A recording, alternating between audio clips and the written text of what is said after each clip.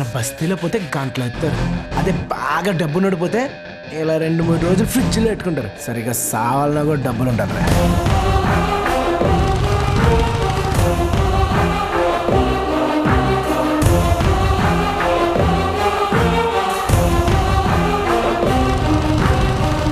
Scene గారిని పెద్దగా చదివిద్దాం.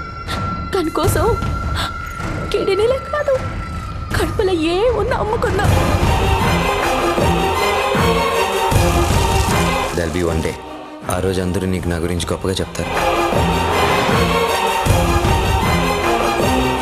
ఏ ఉద్యోగానికైనా ఎంత ఎక్కువ అనుభవం ఉంటే అంత ఎక్కువ జీతం వస్తుంది. మందొక్కటే ఎంత తక్కువ అనుభవం ఉంటే అంత ఎక్కువ డబ్బులు వస్తాయి.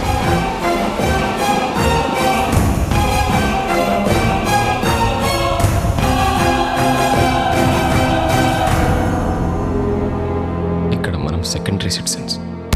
ఏం జరిగినా మన వైపే చూస్తారు. ప్రతి వాడి కళల్లో అనుమానం.